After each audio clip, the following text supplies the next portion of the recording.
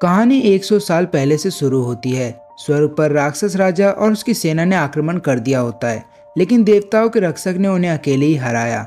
लेकिन देवताओं में एक गद्दार था और रक्षक को मार दिया गया, जिससे उसकी आत्मा 72 टुकड़ों में बट गई और धरती पे फैल गई।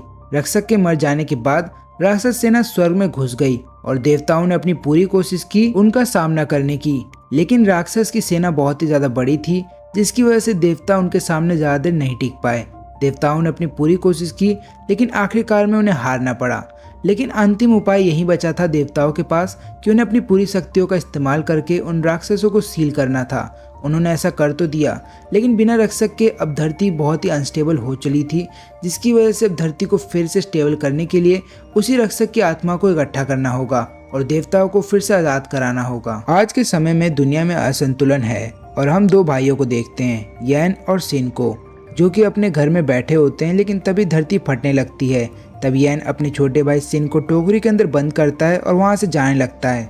तब हम देखते हैं उनके पिता गौम को, जो कि एक बड़े से राक्षस से लड़ रहे होते हैं, लेकिन राक्षस उन पे भारी पड़ रहा होता है। तब यहाँ पे यैन अपने पिता की मदद करने की कोशिश करता है, लेकिन तभी राक्षस उस पर हमला कर देता है। तब उसके पिता बीच में आकर के उन दोनों की जान बचा लेते हैं और उन दोनों को एक पिलर के ऊपर भेज देते हैं ताकि वो दोनों सेफ रहें। और फिर अपने हथियार को 3 हिस्सों में बांटता है और राक्षस के हाथ को सबसे पहले बांध दिया जाता है ताकि उसके चेहरे पे वो हमला कर सके। लेकिन राक्षस उस चेन को तोड़ लेता है और बाद में उसी को हवा में भेज देता है। हवा में जाते समय वो अपने हथियार का 3 हिस्सा करता है और राक्षस के अगल बगल में गाड़ देता है, जिसके बाद वो अपनी मैजिक पावर का इस्तेमाल करता है राक्षस पे हमला करने के लिए और अपने आसपास के पत्थरों का भी इस्तेमाल करता है ताकि वो हाथ की तरह काम करें और उस राक्षस को बांधे रखे। लेकिन उसे ये बात पता होती है कि ज्यादा देर तक राक्षस को नहीं रोक पाएंगे, इसलिए वो अपने बच्चों को लेके वहां से चला जाता है। फिर एक गुफा में वो लोग पहुंचते हैं जहाँ पे काफी सारे पेड़ पौधे थे। तब गौम अपनी शक्तियों का इस्तेमाल करता है और एक स्वर्ग के दरवाजे को खोलता है, जिसको खोलने के बाद वहाँ पे 2 तलवारें रखी हुई थी। उन दोनों तलवार को निकालता है और एक तलवार अपने बेटे को दे देता है। वहीं पे एक कंटेनर भी होता है। वो बोलता है कि ये कंटेनर अपने छोटे भाई को देना जब वो बड़ा हो जाएगा। और ये तलवार उन लोगों को दी जाती है जो कि राक्षसों को मारते हैं और मुझे पूरी उम्मीद है कि तुम इसका अच्छे से उपयोग करोगे, क्योंकि तुमने बचपन से इसके लिए प्रैक्टिस की है। तभी धरती हिलने लगती है और गौम को समझ में आ जाता है कि जिस राक्षस को उसने कैद किया था वो आजाद हो चुका है। फिर वो उन्हें ले करके एक ब्रिज की तरफ जाता है। उस ब्रिज के नीचे लावा था। वहाँ पे वो बताता है कि ये एक आत्माओं का रूम है जो कि हमसे पहले राक्षस को मारने वाले लोग इस्तेमाल किया करते थे। तभी राक्षस ऊपर से उन पे हमला कर देता है और गौम को पकड़ लेता है। तब गौम अपनी शक्तियों का इस्तेमाल करता है और आसपास से पत्थरों को इकट्ठा करता है और उस राक्षस पे हमला करता है। तब राक्षस से छूट जाने के बाद वो काफी सारे पत्थरों को एक साथ इकट्ठा करता है और उनके अंदर राक्षस को कैद कर देता है और उस राक्षस को लावा के अंदर फेंक दिया जाता है। सभी लोगों को लगता है कि वो लोग जीत चुके हैं, लेकिन अचानक से एक लड़की उनके पीछे आती है और गौम की जान ले लेती है। अब गौम समझ जाता है कि वो मरने वाला है, तो वो अपने बच्चों को वहां से कहीं दूर भेज देता है। लेकिन वो लड़की यैन की जान लेना चाहती थी, लेकिन वो ले नहीं पाती है और वहां से वो दोनों कैसे भी करके बच जाते हैं। लेकिन वहां से निकलते समय यैन के चेहरे पे एक निशान रह जाता है। फिर आज से 10 साल बाद हम एक आदमी को देखते हैं जो कि इस बात का दावा करता है कि वो राक्षसों को ढूंढ के मार सकता है। तभी वो एक रूम में पहुंचता है जहाँ पे एक आदमी बताता है कि यहाँ पे काफी सारे राक्षस हैं। अब वो आदमी बताता है कि तुम चिंता मत करो, मैं इन सभी राक्षसों को मार दूंगा। तब उसको इस बात का एहसास होने लगता है कि यहाँ पे काफी सारे राक्षस हैं।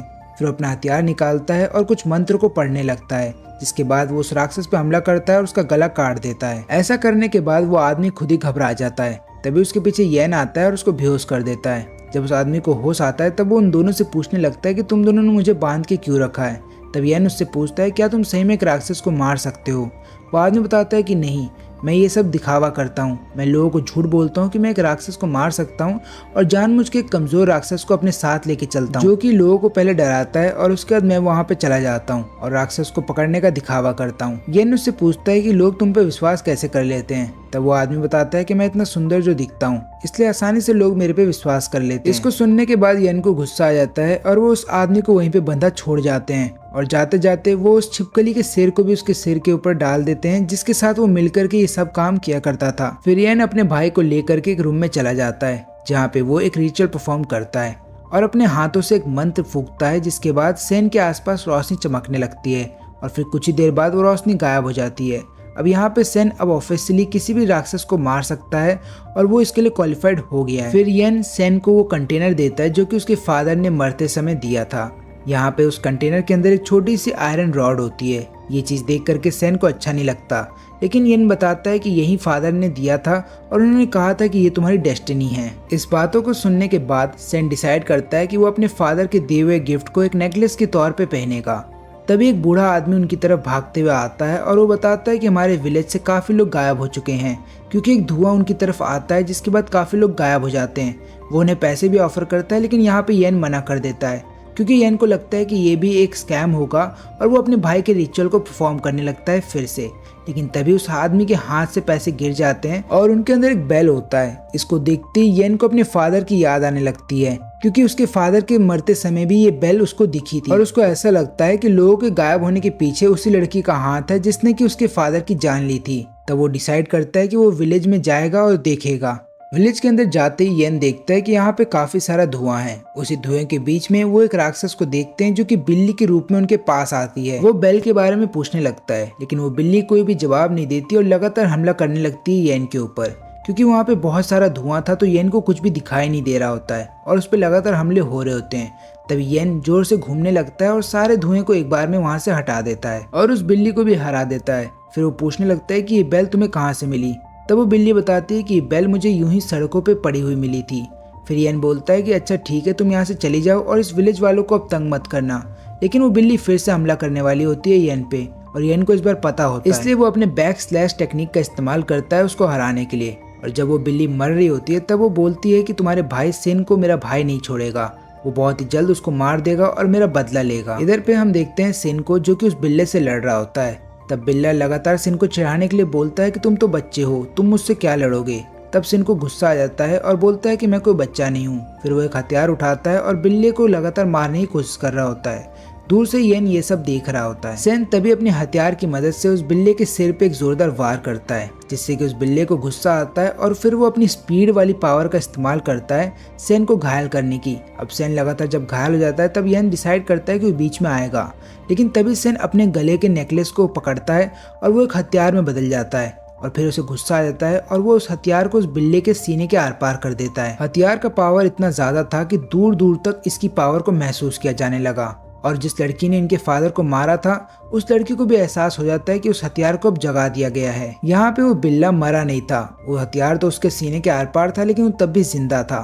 तब वो डिसाइड करता है कि वो सिन की जान ले लेगा, क्योंकि सिन अभी पूरी तरह से अपने होश में नहीं था। तभी बीच में येन आता है और उस बिल्ले से बोलता है कि खबरदार, अगर तुम यहाँ से हिले मैं तुम्हारी जान ले लूंगा, पहले मुझे इस बेल के बारे में बताओ। वो बिल्ला बताने लगता है कि एक लड़की सैमिर ने हमें ये बेल दी थी। उसने कहा था कि अगर हम इस विलेज के अंदर इस बेल को लेकर के आएंगे तो दो भाई जो राक्षसों को मारते हैं हमारी तरफ खींचे चले जाएंगे और हमारा काम था उन्हें मारना। इतना बोलने के बाद ही वो बेल अचानक से घूमने लगती है और उस बिल्ले के मुंह में चली जाती है। इसके बाद बिल्ले का शरीर फट जाता है और बहुत बड़ा ब्लास्ट होता है वहाँ पे। इस धमाके को दो और लोग भी दूर से देख रहे होते हैं जिनके पास काफी एडवांस टेक्नोलॉजी होती है। फिर वो दोनों एक टेलीपोर्टर में बैठ के वहाँ से चले जाते हैं। अब इधर पे जब सीन को होश आता है तब येन उससे बोलता है कि तुमने बहुत ही अच्छा काम किया। फिर सिन अपने हथियार को ले लेता है और जैसे वो अपने हथियार को छूता है वो फिर से अपने ओरिजिनल शेप में आ जाता है। तभी वो दो व्यक्ति जिन्हें हमने पहले देखा था वहाँ पे आ जाते हैं। वो दोनों बताते हैं कि जो हथियार तुम लोग के पास है वो एक्चुअली में हमारा है और ये सेंजेन को बिलोंग करता है और इस हथियार को तुम लोग चुपचाप हमें दे दो तो हम यहाँ पे बिना किसी लड़ाई के यहाँ से चले जाएंगे। येन इसके लिए मना कर देता है। वो बोलता है कि बिना लड़े तो मैं ये हथियार तुम्हें दूंगा नहीं। लेकिन यहाँ पे येन की भी हालत खराब होती है क्योंकि उसको भी काफी सारी इंटरनल इंजरीज होती हैं। फिर सिन बीच में बात करने की कोशिश करता है लेकिन वो लड़की बात करने से मना कर देती है। वो बोलती है कि हथियार बस मुझे दे दो। तब बीच में येन आ जाता है, उस लड़की से लड़ने लगता है लेकिन लड़की उसे हरा देती है और इससे पहले लड़की येन की जान लेने वाली होती है। तभी उसका पार्टनर बीच में आ जाता है और बोलता है कि लड़ाई झगड़ा बंद करो, ना ही तो तुम लोग हमारे दुश्मन हो ना ही हम तुम्हारे दुश्मन हैं। और वो आदमी येन के सभी इंजरीज को ठीक कर देता है और उसके बाद वो लोग बताते हैं कि इस हथियार की सच्चाई क्या है। यह हथियार उस आदमी की है जो कि देवताओं की रक्षा किया करता था, लेकिन उसके मरने के बाद यह हथियार कहीं खो गया और हम दोनों बिलोंग करते हैं फेरी क्लैन से। मेरा नाम सौरव है और इस लड़की का नाम है सुई। फिर सौरव दोनों भाइयों को एक बात ये भी बताता है कि उस रक्षक के मर जाने के बाद उसकी आत्मा के 72 टुकड़े हो गए थे और धरती पे कहीं खो गए हैं। उन सभी टुकड़ों को उन्हें ढूंढना होगा, तभी जाके वो लोग देवताओं को फिर से आजाद करा पाएंगे। और जो हथियार तुम्हारे पास है वो चाबी है उन सभी आत्माओं के टुकड़े को ढूंढने की, क्योंकि इस हथियार के अंदर ये पावर है कि वो सेंस कर सकती है उन सभी टुकड़ों की पावर को। लेकिन येन यहाँ पे तैयार नहीं होता इस हथियार को देने के लिए। क्योंकि येन को ऐसा लगता है कि अगर वो इस हथियार को दे देगा तो वो अपने फादर के किलर को कभी ढूंढ नहीं पाएगा। तो वो सौरव से पूछता है क्या तुम्हें पूरा यकीन है कि ये वही हथियार है जिसे तुम ढूंढ रहे हो। सौरव बताता है मुझे पूरी तरह से यकीन है, क्योंकि अभी थोड़ी देर पहले इस हथियार की पावर इतनी ज्यादा बढ़ गई थी कि 6 दुनियाओं तक उसका असर महसूस किया गया, और न केवल हमारे द्वारा बल्कि शैतानों की दुनिया के द्वारा भी इसको महसूस किया गया है। और शैतान इसके पीछे आएंगे ताकि वो तुमसे ये हथियार छीन सके, क्योंकि राक्षसों के राजा मारा को भी बंदी बना लिया गया है, इसलिए काफी सारे राक्षस तुम्हारे पीछे आते ही होंगे। येन को इनकी बातों पे भरोसा नहीं होता, लेकिन सोई बोलती है कि तुम्हें हमें देना ही पड़ेगा ये हथियार, क्योंकि अगर तुमने ऐसा नहीं किया तो राक्षस उस दुनिया से छूट जाएंगे जहाँ पे उन्हें कैद किया गया था, और ऐसा होगा तो ये दुनिया खत्म हो जाएगी। तब सिन उनकी बात पे भरोसा कर लेता है और अपना हथियार दे देता है। येन अपने भाई को सपोर्ट करता है और फिर दोनों वहाँ से जाने लगते हैं। लेकिन यहाँ पे सुई को ये लगने लगता है कि इन दोनों ने मुझे ट्रिक किया है, उन दोनों ने मुझे गलत हथियार दे दिया और असली हथियार अपने पास लेके जा रहे हैं, क्योंकि जब भी वो हथियार सोई के हाथों में आता वो लोहे का बन जाता, और जब सिन उसे पकड़ता तो वो चमकने लगता। सौरव बताता है कि इसका एक कारण है, वो कारण ये है क्योंकि हथियार ने अपना एक नया मालिक चुन लिया है और उसने सिन को चुना है। क्योंकि सिन का दिल साफ है तो हथियार ने उसी को अपना नया मालिक चुन लिया है। अब इन दोनों भाइयों को भी अपने साथ लेके जाना होगा। फिर येन उस बूढ़े आदमी से अपने पैसे लेता है और उसके बाद उस हथियार की मदद से वो लोग डिसाइड करते हैं कि उन्हें किस डायरेक्शन में जाना है। जिसके बाद सौरव एक शिप बुलाता है और वो लोग अपनी जर्नी पे चले जाते हैं। रेगिस्तान से वो सभी लोग गुजर ही रहे होते हैं कि तभी एक लड़की जिसका नाम येंग है उनके शिप के आगे आ जाती है, जिसकी वजह से शिप क्रैश कर जाती है और बाद में उन्हें पता चलता है कि एक लड़की उनके सामने आ गई थी। येन शिप से बाहर निकलता है और वो देखता है कि वो लड़की घायल है, इसलिए वो उसे वापस से अपने शिप में लाने की कोशिश कर रहा होता है।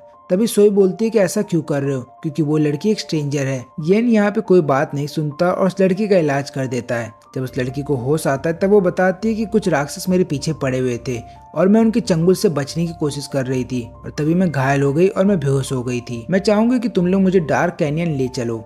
यहाँ पे येन बताता है कि हम भी उसी तरफ जा रहे हैं। तब वो लड़की पूछती है कि तुम लोग वहाँ पे किस लिए जा रहे हो, जहाँ पे सिन उसको सारी बात बता देता है कि इस हथियार ने एक टुकड़े को वहाँ पे डिटेक्ट किया है, हम लोग उसी तरफ जा रहे हैं ताकि उस टुकड़े को कलेक्ट कर सके।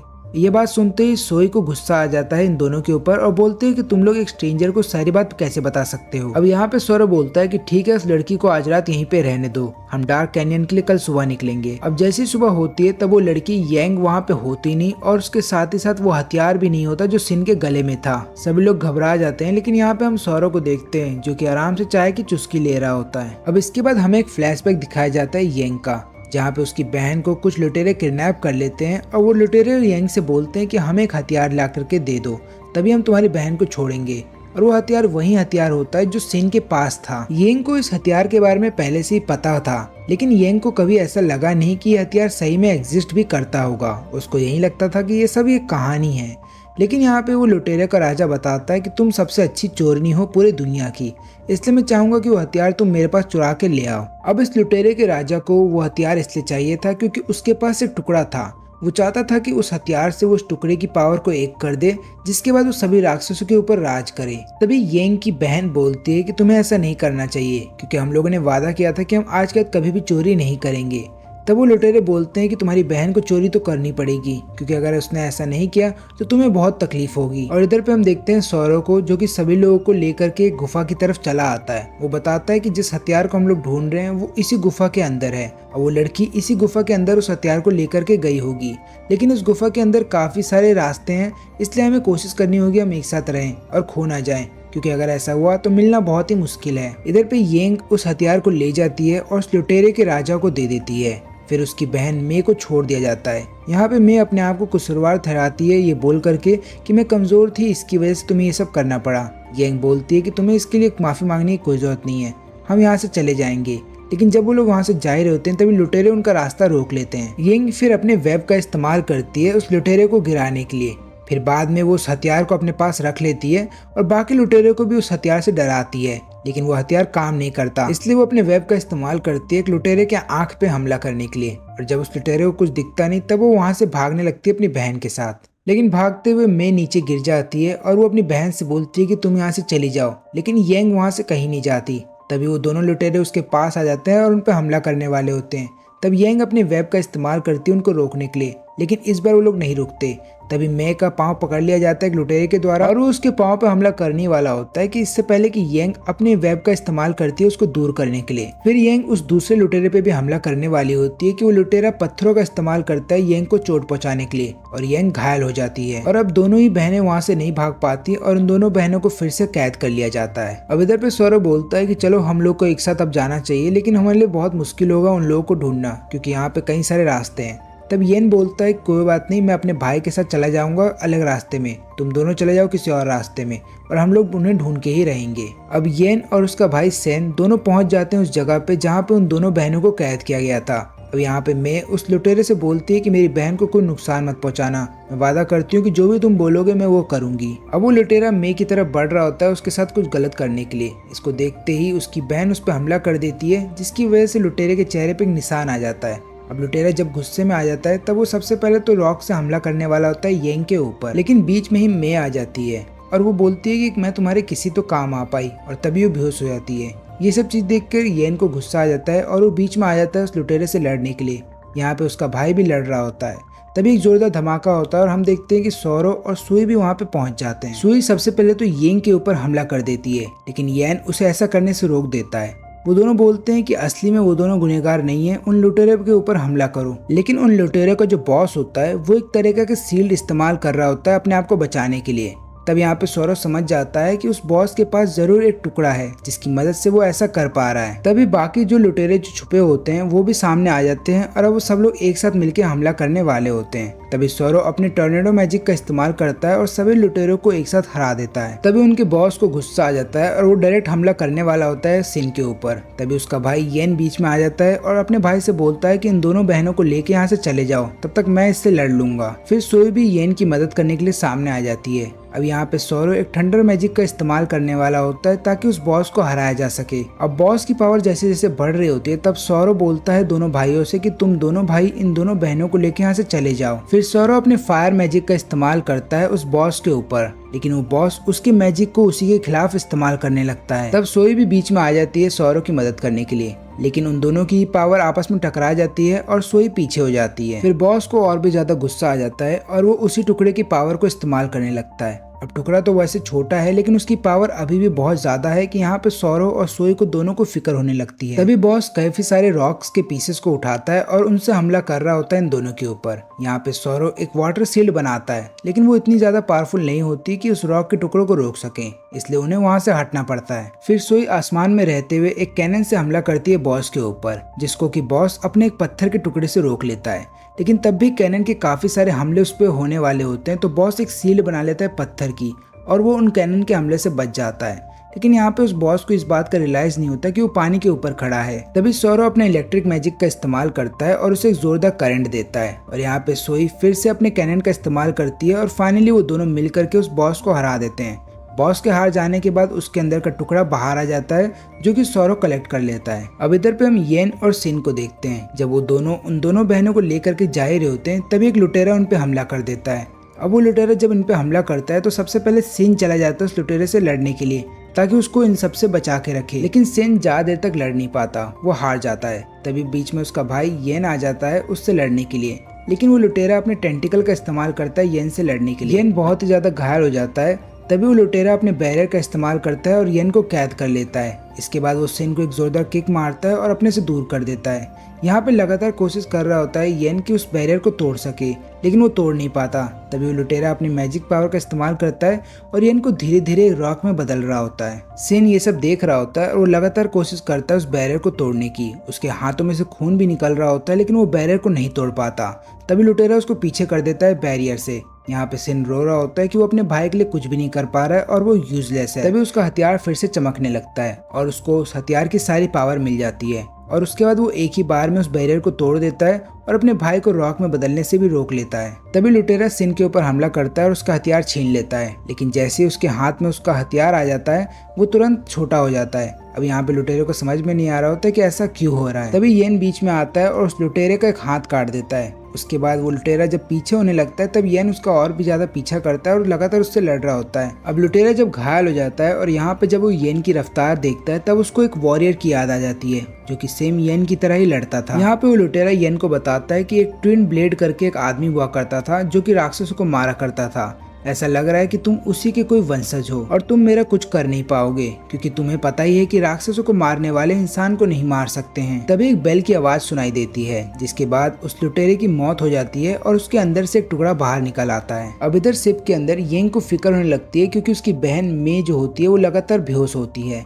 तब यहाँ पे सौरव बताता है कि हो सकता है हम तुम्हारी बहन को ना बचा पाएं और उसको बचाने का केवल अब एक ही रास्ता है, तुम उसकी आत्मा को अपने रिंग के अंदर कैद कर लो। इससे होगा यूं कि जब देवता लोगों को आजाद किया जाएगा तब तुम देवता से बोल सकती हो कि उसकी आत्मा को किसी और बॉडी के अंदर ट्रांसफर कर दे। इधर पे सिन लगातार ये सोच रहा होता है कि आखिरकार उसी को ये काम के लिए क्यों चुना गया, बल्कि वो तो इतना कमजोर है कि वो किसी को बचा भी नहीं सकता। येन बोलता है कि तुम ऐसा क्यों सोचते हो, तुमने आज मुझे बचाया है और तुम चाहो तो मे को भी बचा सकते हो अगर हम सभी देवताओं को आजाद कर दें। फिर वो दोनों जैसे ही शिप के अंदर आते हैं वो टुकड़े उस हथियार के अंदर चले जाते हैं। अब यहाँ पे येंग बोलती है कि मुझे भी तुम लोगों के साथ आने दो, क्योंकि मैं तुम लोगों की मदद करना चाहती हूँ। जिसको सुनते ही येन बहुत ज्यादा खुश हो जाता है। वो येंग से बोलता है कि ठीक है, तुम हमारे साथ आ सकती हो, और यहाँ पे उनकी एक नई जर्नी स्टार्ट हो जाती है। फिर वो लोग एक ऐसी जगह पहुँचते हैं जहाँ पे ज्यादातर कंस्ट्रक्शन चल रहे हैं। अब ऐसी जगह पहुँचते ही सिन की तबीयत बेकार होने लगती है। तब यहाँ पे येन को फिक्र हो जाती है। वो सौरव से बोलता है क्या तुम कुछ नहीं कर सकते।